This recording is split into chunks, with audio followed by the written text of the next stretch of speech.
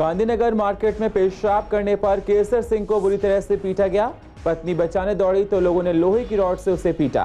केसर की हालत नाजुक, मामला सीसीटीवी में कैद, पुलिस जांच में जुटी। नंदनगरी में लड़की का शव मजिस्ट्रेट ऑफिस के बाहर रखकर किया गया विरोध प्रदर्शन। मजिस्ट्रेट से लगाई गई इंसाफ की गुहार। लड़की घरवालों ने कहा दहेज को लेकर करते थे परेशान। कड़कड़डूमा में डीडीए ने कई अवैध गोदामों पर चलाया बुलडोजर। स्थानीय लोगों ने इसका किया विरोध। डीडीए की टीम के साथ भारी पुलिस बल रहा मौजूद।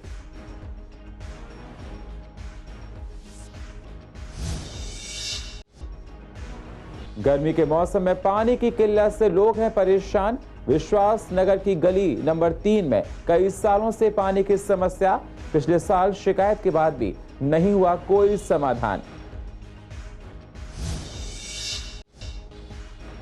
और शाहदरा पुलिस ने 32 लाख की लूट के मामले को सुलझाया। आरोपियों को वृंदावन से किया गिरफ्तार। एक आरोपी अभी भी चल रहा है फरार।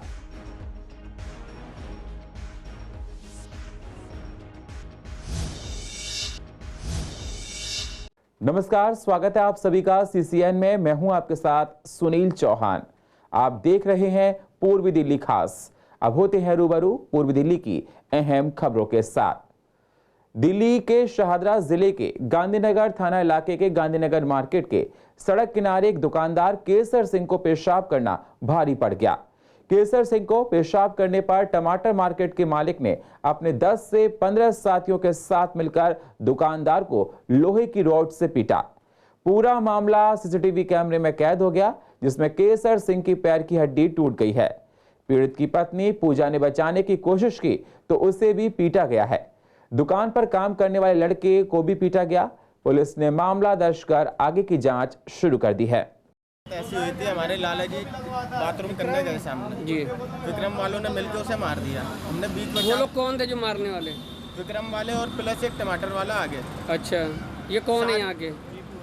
दीबू दीबू दीबू मकान मालिक है, आगे ही चलता है। अच्छा अच्छा, देबू नाम है उसका। तो ये क्या है यहाँ पे? कुछ नहीं है, बस आया वो लठ लेकर सब में मारने लग गया। अच्छा। साथ में उनके साथ 10 बंदे आए, उन्होंने खुद मारा उन्हें। भाई बीप बचाव में किस चीज़ से बता रहे हैं कि हॉकी डंडे भी लेके आए थे, रॉड भी लेके आए थे? हॉकी डंडे दोनों लाए हैं। एक बंदे की टांग भी टूटी हमारे साथ वाले की। अच्छा। एक का मुंह छिला पड़ा, उसके ईंट मारी है यहाँ पर पूरे। और बता रहे लेडीज थी, लेडीज को ही मारा है। लेडीज के साथ भी छेड़छाड़ी करी है। लेडीज का हाथ पकड़ के खेचा, उनके हाथ को हॉकी मारी है यहाँ पर। अच्छा। एलसी कटेगी, बाकी देखेंगे कैसी कंडीशन है। अच्छा। आईओ साहब अभी आ रहे हैं, उनसे बातचीत करेंगे, लेके जाएंगे उन्हें। अच्छा, तो ये पहले भी ऐसी घटना हुई है? पहली बार हुई ऐसी घटना? सुंदर नगरी में रहने वाले सुभाष चंद्र गुप्ता और उनके परिवार वालों ने अपनी मृत लड़की का शव नंदनगरी जिला मजिस्ट्रेट कार्यालय के बाहर रखकर विरोध प्रदर्शन किया। इस विरोध प्रदर्शन के चलते लगभग 1 घंटे तक सड़क जाम रही, जिससे लोगों को आने जाने में परेशानियों का सामना करना पड़ा। आपको बता दें, सुभाष चंद्र गुप्ता ने अपनी बड़ी बेटी पूजा गुप्ता की शादी 20 फरवरी 2022 को हरियाणा स्थित थाना पल्ला मीठापुर में कुलदीप गुप्ता से की थी, जिसके बाद लगातार बेटी से मारने पीटने और दहेज उत्पीड़न की शिकायतें आती रहीं। लेकिन 13 मार्च 2023 को उन्हें कॉल आएगी, उनकी बेटी ने खुदकुशी कर ली, जिसके चलते वहां पहुंचे तो ससुराल पक्ष वाले सबको छोड़कर फरार थे। मृतक बेटी के परिवार का आरोप है कि हमारी बेटी को दहेज के लिए लालचियों ने मौत के घाट उतारा है। आए दिन पैसों की डिमांड किया करते थे और जब पैसे या अन्य सामान नहीं देते तो उनकी बेटी के साथ मारपीट की जाती थी, जिसकी उन्हें कई बार बेटी ने जानकारी भी दी थी। लेकिन बेटी के फांसी लगाने के बाद हरियाणा पुलिस ने कोई सख्त कार्रवाई न करते हुए मामले को रफा दफा कर दिया, जिसके चलते उन्होंने जिला मजिस्ट्रेट नंदनगरी कार्यालय पर मृतक बेटी का शव रखकर जमकर विरोध प्रदर्शन किया है। 1 साल हुआ शादी को मेरी को इसमें, और मैंने लड़की के शादी में अपना प्लाट बेचकर मैंने अपने शादी 35 लाख रुपया लगाया था। मैंने अपना प्लाट बेचा था लड़की की शादी से पहले, कुल 10-15 दिन पहले, 10-15 दिन पहले इसमें। और उसके बाद इनकी मेरी लड़कियों को इतना तंग करते हुए मैं इतना देता रहा। हर त्योहारों में 20,000 50,000 का इनका सामान भेजा, फिर भी यहाँ से आते इसकी सास और इसकी नंद और इसका घरवाला डिमांड थी दहेज की, टॉर्चर करते। मेरी लड़की मरने वाली नहीं थी बेचारी, और लड़की मेरी है।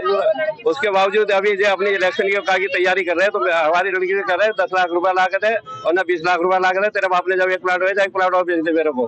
पुलिस कोई कार्रवाई नहीं। हम यहाँ से गए, फिर हमसे कहते हैं हम सब जगह हॉस्पिटल में ले आए हैं, वहाँ पर है। हम गए तो वो वही मिला था कुलदीप, और उसको डेड बॉडी को मोनचर में डाल के और वही भाग गया। कोई उनका ससुराल वाला एक भी नहीं आया हमारे से मिलने न करने, और न वहाँ का पुलिस वाला, हरियाणा पुलिस का। हम चौकी पे गए तो चौकी वालों ने हमारे, रात को हम 1:30 बजे पहुंच गए चौकी पे, उन्हें हमारी कोई सुनवाई नहीं करी रात को भी। ये हरियाणा में शादी हुई थी, अगवानपुर पल्ला थाना में, फरीदाबाद में। इनका फोन आया था कुलदीप का, इससे पहले नजर भाई के पास क्या 11 बज के 8 मिनट में कि तुम्हारी बेटी झगड़ा कर रही है। झगड़ा के बाद इनने कहा फोन बात कराओ, तो उनके फोन पे कर लो। इनने फोन पे कहा फोन मिला, फोन नहीं मिला। उसके बाद 11:20 पे फोन आता है कि तुम्हारी बेटी खत्म हो गई। मेरी बच्ची को उनके ससुराल वालों ने मार के और हमें खबर करी है कि आपकी मार के खबर करी है कि आपकी बच्ची मर गई, फांसी खा ली, और हमारी बच्ची इसमें की नहीं थी जो अपने आप को मारने वाली हो। इनके ससुराल वालों को कुलदीप के घर वालों के लिए प्रदर्शन कर रहे हैं कि हमें इसकी न्याय मिले। दिल्ली डेवलपमेंट अथॉरिटी डीडीए ने करकड़ुमा इलाके में कई एकड़ जमीन को अवैध कब्जे से मुक्त कराया। डीडीए ने अवैध कब्जे पर कार्रवाई करते हुए अवैध रूप से बनाई गई कई गोदामों को ढा दिया, साथ ही फसलों को भी नष्ट कर दिया। हालांकि डीडीए की इस कार्रवाई का कुछ स्थानीय लोगों ने विरोध किया। उनका आरोप है कि डीडीए ने जिस जमीन पर कार्रवाई की है वह जमीन उनकी नहीं है, उनकी है।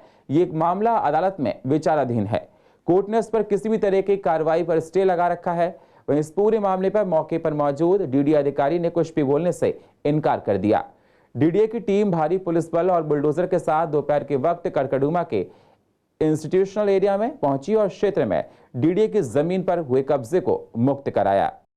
वो विचाराधीन है कि डीडीए बोलती है कि ये खसरा नंबर 40 के अंदर 5/3 के प्लान के अकॉर्डिंग नहीं आता है। जो मैंने फिर उसके बाद सिविल सूट फाइल किया, Jai Bhagwan versus DDA, civil suit number 216/2022। तो इसके अंदर हमने साइट प्लान फाइल किया।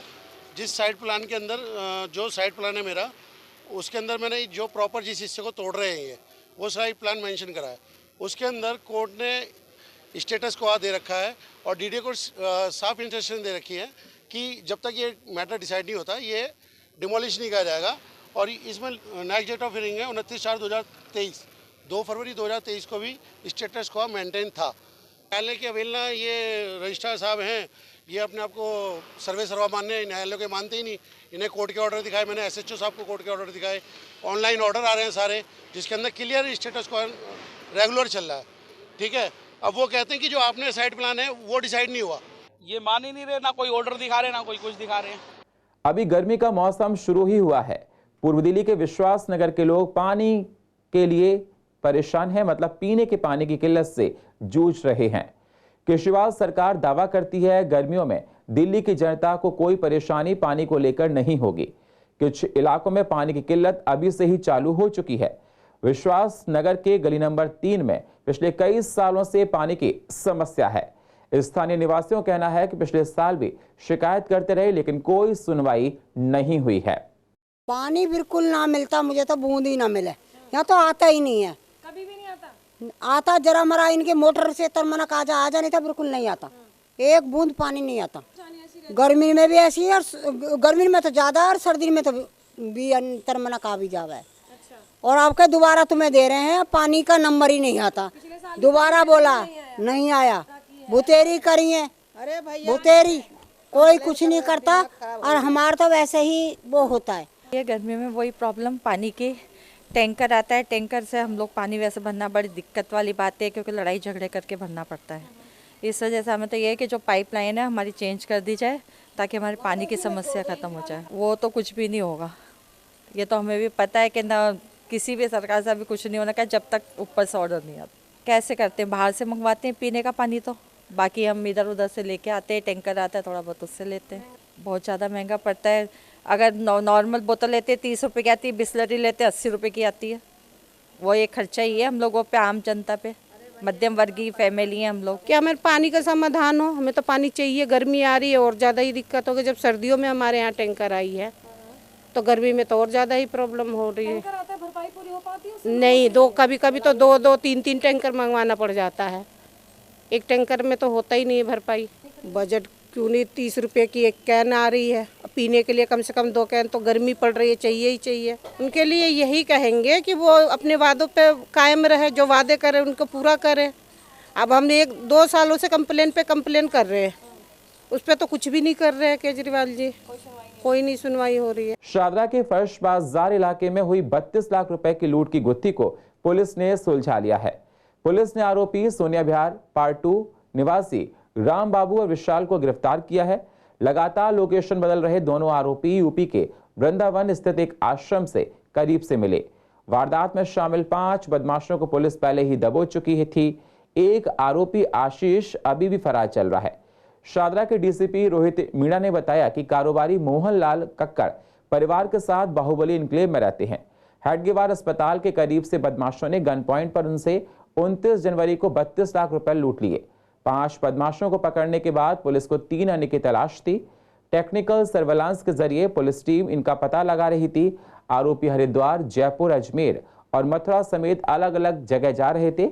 आखिरकार पुलिस टीम ने 12 मार्च को रामबाबू और विशाल को वृंदावन से पकड़ लिया। पुलिस आरोपियों से पूछताछ कर रही है जिससे और जानकारी मिल सके। दिल्ली में कोरोना और STN2 के केस लगातार बढ़ते जा रहे हैं, जिसको लेकर अस्पतालों में बेड बढ़ा दिए गए हैं। CCN के रिपोर्टर RR चौधरी ने बढ़ रहे केस को लेकर डॉक्टर अनिल गोयल से बातचीत की तो डॉक्टर अनिल गोयल का कहना है कि चिंता की बात नहीं है, मास्क लगाकर रखें, भीड़ में जाने से बचें, कोरोना नियमों का पालन करें। इन सब बातों का ध्यान में रखा गया तो बढ़ रहे केस पर अंकुश लगाया जा सकता है। इससे बचाव ही एक उपाय है जो हमको करना चाहिए। और दूसरा इसमें एक और समस्या है कि आजकल H3N2 या फ्लू जैसा वायरस, उसके भी सिम्टम ऐसे ही होते हैं जैसे कोविड के होते हैं, वो भी बहुत कॉमनली पाया जा रहा है।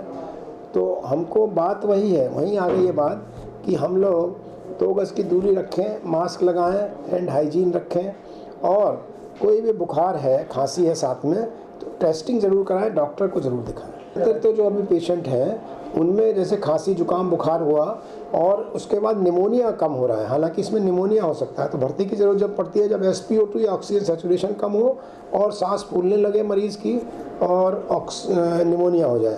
तो ये वाली समस्या जो लोअर रेस्पिरेटरी ट्रैक्ट इन्फेक्शन की अभी कम है, अपर रेस्पिरेटरी ट्रैक्ट मतलब गला खराब, खांसी, जुकाम, बुखार ये ज़्यादा पाया जा रहा है। पूर्व दिल्ली के सुभाष मोहल्ला में हाउस टैक्स कैंप का आयोजन किया गया, जिसमें लोगों ने आकर हाउस टैक्स भरा। रियायतों के साथ आकर लोगों ने हाउस टैक्स को भरा है। लोगों को कोई भी परेशानी नहीं हुई। इलाके के लोग ने कहा कि इस तरह के हाउस टैक्स कैंप से लोगों को राहत मिलती है।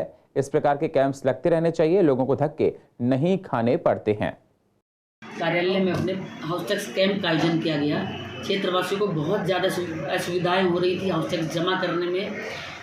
जो हमारी SMT स्कीम योजना निकली है, आम माफ़ी योजना, इसके अंदर आप रेजिडेंशियल 2 साल का अगर आप जमा करेंगे तो पिछला सभी हाउस टैक्स माफ, साथ ही आपको उसमें NOC भी दी जा रही है। और कॉमर्शियल हमारे व्यापारी भाइयों के लिए 4 साल का टैक्स जमा करने पर पिछले साल आम माफी योजना इसके अंतर्गत आती है।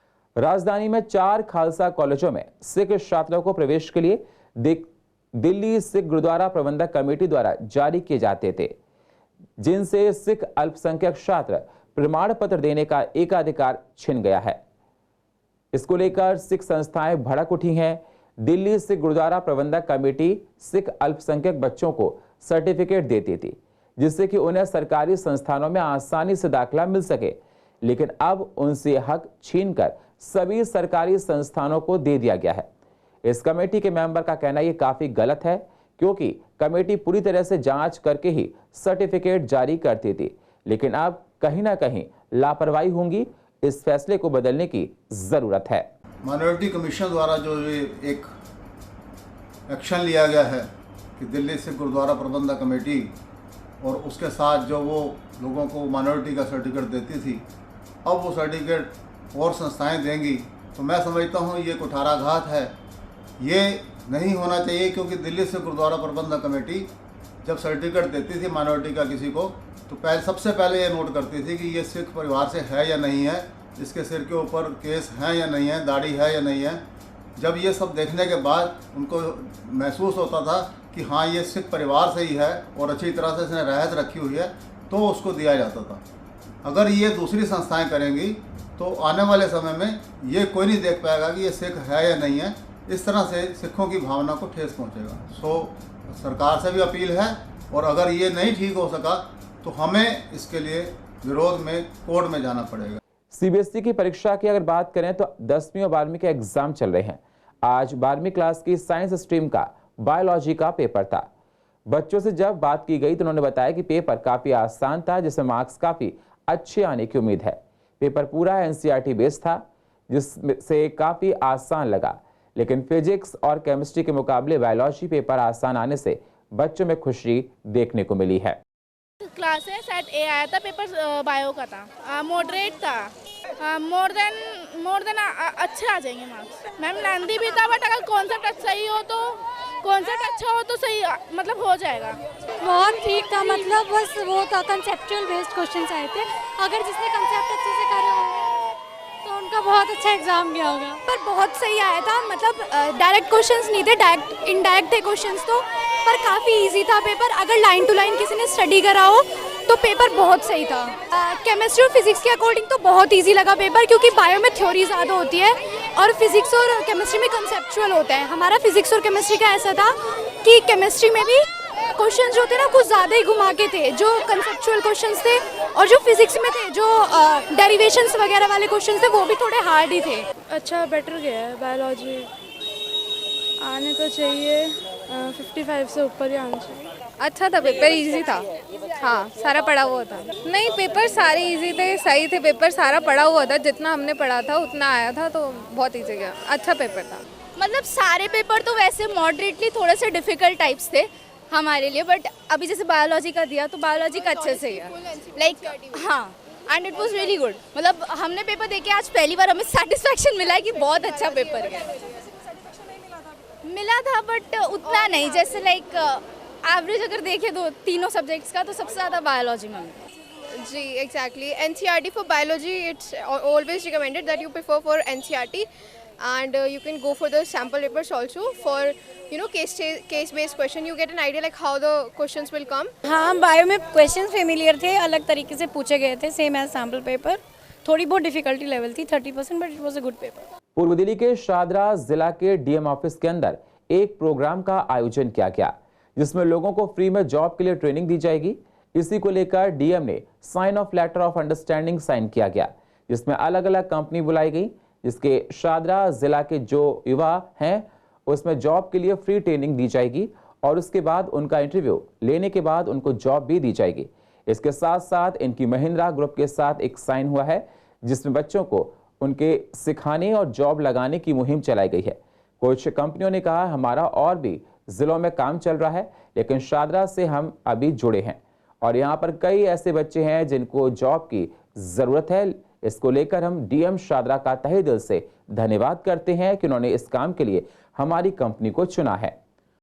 जी, जैसे कि आज के हम स्किल डेवलपमेंट पर काफ़ी पूरे देश में काम हो रहा है, तो डिस्ट्रिक्ट शाहदरा भी हम स्किल डेवलपमेंट पर काम कर रहे हैं और आज ही हमने मेमोरेंडम ऑफ अंडरस्टैंडिंग साइन किया आईबीएम के साथ। उसके तहत हमारे यंगस्टर्स को कोर्सेज दिए जाएंगे वेरियस फील्ड्स में, और जो बहुत ही इंडस्ट्री से रेलेवेंट फील्ड्स है, आर्टिफिशियल इंटेलिजेंस जो बहुत ही एक उभरता फील्ड है, मार्केटिंग है, और ऐसे काफ़ी सारे फील्ड्स हैं। और उसमें 15 इयर्स से लेके 34 इयर्स तक लोग कोर्सेज ले सकते हैं और once they complete the course उनको सर्टिफिकेट मिलेंगे एंड उनको प्लेसमेंट सपोर्ट भी मिलेगा।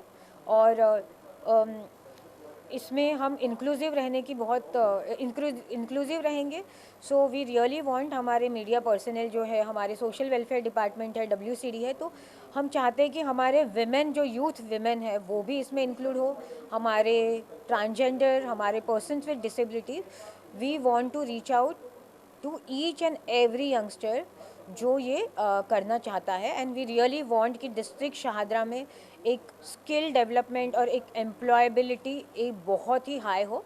And we have also kept target for ourselves So we are planning and we are trying कि हम at least we should reach out to 10,000 youngsters और उनको ज़रूर इस चीज़ का फ़ायदा उठाना चाहिए। सो सर हम एक्चुअली काफ़ी सारी स्किलिंग इनिशिएटिव्स करते हैं। हमारे 19 स्टेट्स में हमारा ये प्रोजेक्ट चल रहा है call Mahindra pride classroom.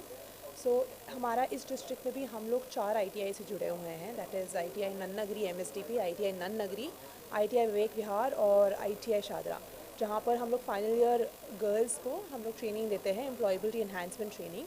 And basically ये ट्रेनिंग का मेजर काम यही होता है to bridge the gap between the campus और द कॉर्पोरेट, तो हम वही करते हैं। तो उसी के लिए मैं उसी सिलसिले में मैं आई थी यहाँ पर। सो जो ये साइन हुआ है ये IBM, मैं अभी IBM स्किल्स बिल्ड के साथ काम कर रही हूँ, जो IBM का CSR इनिशिएटिव है in pan India and I am looking at Delhi NCR specifically. और इसमें हमने जो शादरा डिस्ट्रिक्ट के साथ किया है, जिसमें हम उनके कॉलेजेस जो कॉलेज शादरा डिस्ट्रिक्ट के अंदर आते हैं, कॉलेजेस ITIs, इवन ऐसे बच्चे जो किसी भी इंस्टीट्यूशन में नहीं है, इनरोल नहीं है, हम उन बच्चों के साथ काम करने वाले हैं, जिसमें हम उनके स्किल्स बिल्ड करेंगे।